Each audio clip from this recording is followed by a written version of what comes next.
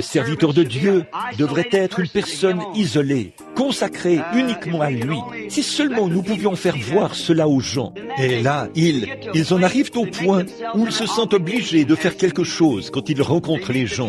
Ils rencontrent les gens et il y a forcément un besoin pour ceci et un besoin pour cela. Et là, l'homme de Dieu est tiraillé dans son esprit et il est tout chaviré lorsqu'il entre dans son bureau. Il se met à étudier en se disant, eh bien, si je ne fais pas ceci, cet homme-ci le prendra mal.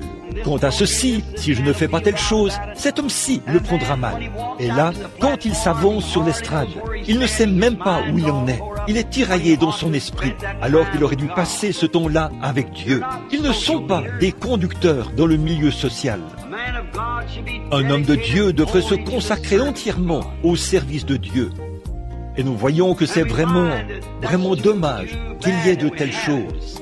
Et une autre chose importante que nous voyons, car je suis conscient que je parle à des ministres ce matin, et nous voulons, quand nous nous présentons devant une assemblée, nous sommes conscients que nous ne nous retrouverons peut-être plus jamais tous ensemble comme nous le sommes ce matin.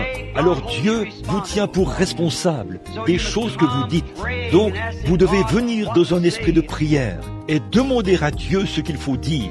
Et une fois sur l'estrade, vous comptez sur lui pour apporter quelque chose qui aidera les gens.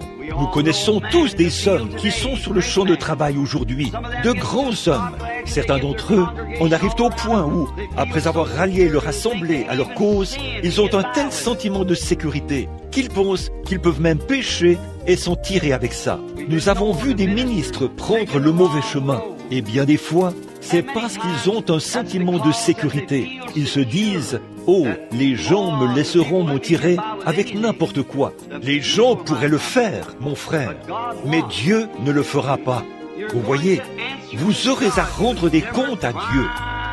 Vous ne devez jamais chercher, en tant que ministre, chercher à tromper votre assemblée. Peu importe combien il pourrait pousser des cris, ou jubiler, ou être tout excité, ou vous passer la main dans le dos et dire « Le message est merveilleux ».